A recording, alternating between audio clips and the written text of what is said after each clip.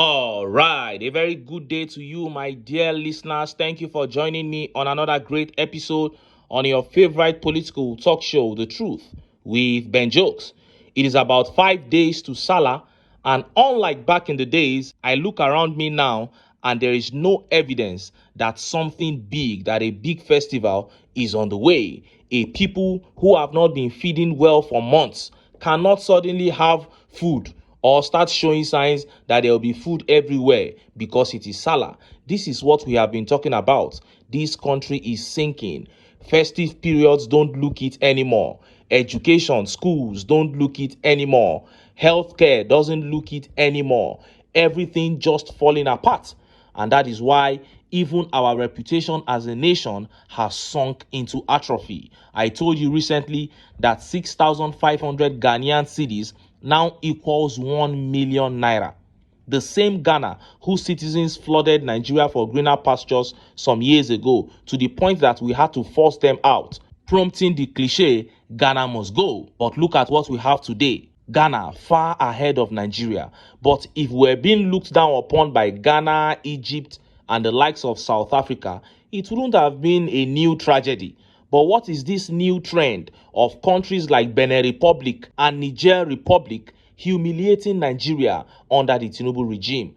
About 2 weeks ago, the president of Benin Republic, Patrice Talon, ordered the closure of their borders against Nigeria. Look at it. Benin shuts border against Nigerian northern communities. It happened around the north central. Then they went ahead to shut their waterways. Look at it. Breaking. Benin Republic blocks waterway trade routes linking Ogun State amid border clampdown over suspected arms smuggling, terror attack. This is Benin Republic, a country of 14 million people, saying they wash their hands off Nigeria. And few hours ago, news sneaked out that Niger Republic has also dealt Nigeria a big blow. In this particular case, Tinubu is actually begging the Niger military leader to make amends, but the soldier has refused. So African countries are now cutting ties with Tinubu and Nigeria left, right, and center. And concurrently, news of Southwest Group rejecting Tinubu after 2 years of failure began making the rounds. Before I show you details of these top stories and how Nigerians reacted, let me quickly show you these videos. This first one here is from former governor of Bayelsa State, Senator Siraki Dixon. See the video. And they have difficulty determining where to run to. It's not enough. It's good for governors to build roads and flyovers, but then you must identify priorities. Security, investing in education, investing in healthcare, building security, and showing and demonstrating democratic temper in the way you handle and manage it. On a light note, when I came in here and climbing up here, I've seen a lot of you, and as my brother Afenifere said, there are a number of you who are expert conspirators, who know how to assemble coalitions and then take over governments as you did to my party 2015. And when you did so, particularly to a clueless government, so-called, now, 11 years down the line, we thought that there would have been no weaponization of poverty. And that all the challenges of Nigeria would have been gone. But 11 years down the line, here we are, assembled to still bemoan the fate of our country. And the only advice I can give, not being a professional coalition builder and conspirator, as some of you are, is that this time, shine your eyes. As you build coalitions and conspire, shine your eyes. Thank you very much. You heard that wonderful speech from Senator Siraki Dixon there. Shine your eyes. Don't go and pick the wrong candidate to lead your coalition just because you want to win the election. All ye specialists in forming coalition to unseat incumbents, you are exercising your rights, no doubt. But your first coalition, which is the APC, is the reason we are where we are today, because you didn't choose the right people to lead the coalition. You chose a clueless Buhari, and after 8 years of disaster, you still went to bring Tinubu. There were at least lesser evils within the APC, but you chose the worst of all to lead you after 8 disastrous years of Buhari. Now look at where we are.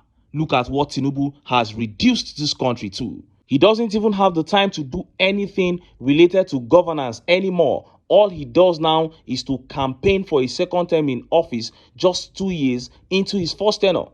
What a shame. Let's take this next video by a Southwest chief, Debo Ologunagba. See the video. When you find the president of the country in a multi-ethnic, multicultural society like Nigeria, declaring his preference for a one-party state, that shows the fact that they continue to aggressively attack the processes of other political parties. Those are the kind of inducement, coercion, which was referenced in the communique yesterday by the chairman. Some of those defections are not defection based on conviction. It's defection based on coercion because of the stated policy and the intention of the president, and of course the APC, to say that he wants a one-party state. But that's an illusion, because that's not going to happen. Nigerians want multi-party democracy. They want respect for rule of law. They want respect for the Constitution, for freedom of association. All the government needs to do is to ensure that the political parties operate within the laws of the country, not through coercion. So sometimes what I call sabotage, inducing people, threat, and we've seen this happen. Democracy is about letting the ideas and your policies speak. Now, let's get to the issue of defection you mentioned. This government, and that is curious and strange. This government, the APC, they celebrate defections as if it's a success of a policy. Someone is deflecting and then you find the whole statecraft bringing forward. You're not saying, oh, our policy initiative have produced this. You're not doing a scorecard. You're doing a scorecard about how many people have defected without even finding out. But again, let me tell you this. And APC should be warned. 2027 is not going to be about defections. It's going to be about your policy, your scorecard against the Nigerian people. You heard that. 2027 will be about Tinubu's scorecard against the Nigerian people. Yes, but have you put plans in place to ensure that Tinubu will not rig? Because obviously Tinubu knows that he cannot get the people's votes. So he has just one plan, and that is rigging. Stakeholders who don't want Tinubu in Aso Rock beyond 2027 must go beyond just trying to convince the people. Nigerians rejected this man in 2023. They rejected Tinubu in 2023. That was when he had not even shown his cluelessness. How much more now that everyone knows he's a failure? They will definitely reject him at the polls. But the big question remains, will their votes count? Are there machineries in place to ensure that these votes count? That is the big question. Now, let us look at the top stories. Yoruba elders have labeled Tinubu a disaster after 2 years in office. And just as Nigerians were yet reacting to that disgraceful update from Niger Republic began making the rounds. Let's start by taking that update from Yoruba elders, Afenifere. Look at how the papers reported it. Afenifere to Tinubu, you failed Nigerians woefully. Afenifere, a statement by its leader and National Publicity Secretary, Oba Oladipo Olaitan and Justice Faloye, said the midterm report of the Tinubu administration has shown that every human development and socio-political index has regressed. The statement reads, the midterm report shows that every human development and socio-political index has regressed since the coming to office of Bola Tinubu's administration, turning the promise of renewed hope to a nightmare of regressing hopelessness and despair, rather than take full responsibility for the unmitigated sufferings inflicted on Nigerians in the past 2 years on account of its wrong policy choices and wasteful spending.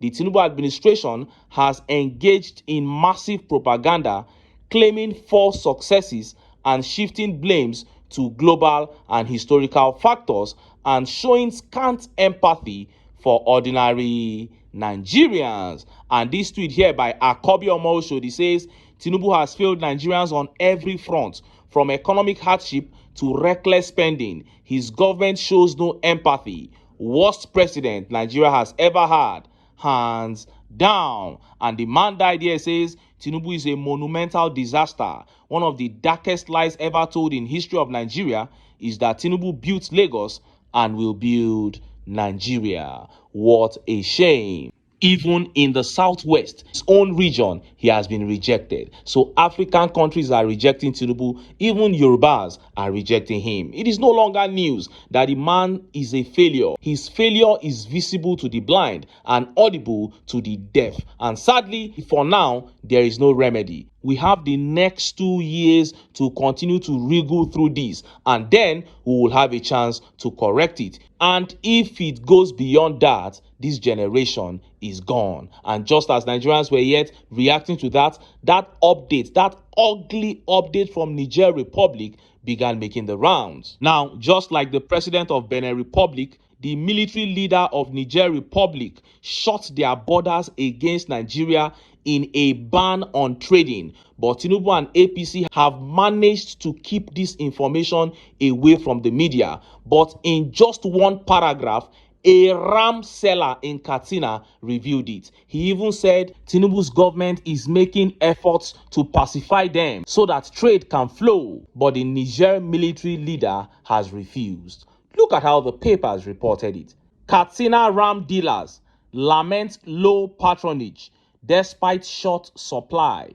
A few days before the Muslim festival of Eid al-Kabir, ram dealers at Mayaduna International Livestock Market in Katsina State complain of low patronage even when the animals are in short supply. A correspondent who visited the market on Sunday reports that the animal dealers' complaints followed the exportation ban imposed by the Niger Republic military authorities on Nigeria. This is happening despite the federal government's measures to facilitate smooth trade between the two countries. Such efforts include the ongoing multi-billion-dollar rail project from Kano to Jigawa, Jigawa to Katsina, Katsina to Maradi in Niger Republic, which Bola Tinubu announced recently in Katsina to be completed in 2026.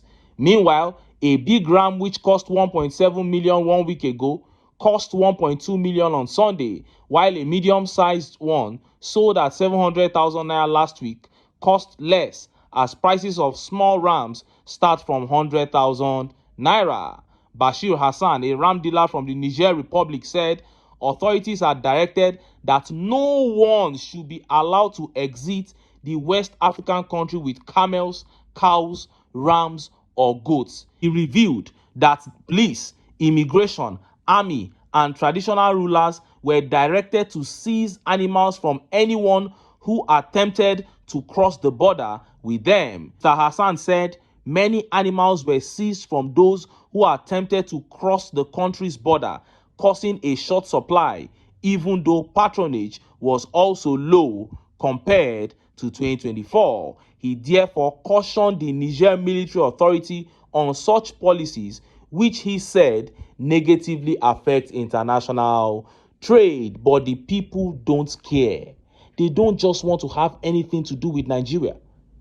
They agree that it is going to affect them for a while, but they will prefer to do business with other countries. That is how far we have fallen. And this information eluded all the major news outlets for long. But then again, one may want to ask, is it possible that Niger banned Nigeria without warning or prior notice?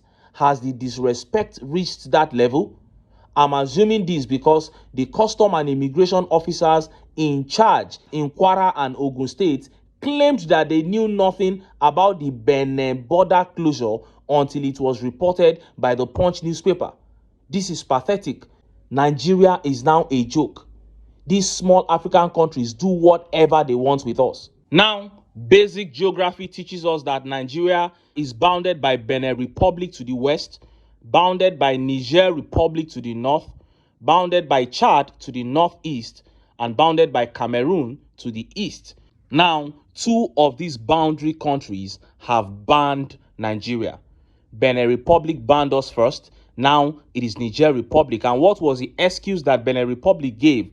They said arms were being smuggled into their country from Nigeria. Like we have discussed in the past, this Boko Haram issue is hitting all the countries in West Africa. So many of these countries are tackling it decisively. They don't want any joke. And they have realized that Nigeria is the major country that is allowing these people to continue to brew. And that is why they are all cutting ties with Nigeria and banning Nigeria. Remember that the president of Chad threatened to pull out of the joint task force that was fighting Boko Haram. He said because Nigerian government was not serious. So when we say that the APC is highly complicit in insecurity, this is one of the proofs. We are not just talking, we have these proofs. But I'm not surprised. This is the APC. They have come to steal, to kill, and to destroy. And this is why I keep telling Nigerians that for us to have a country that we can be proud of in the near future, as a matter of fact, for us to have a country at all, we must come together,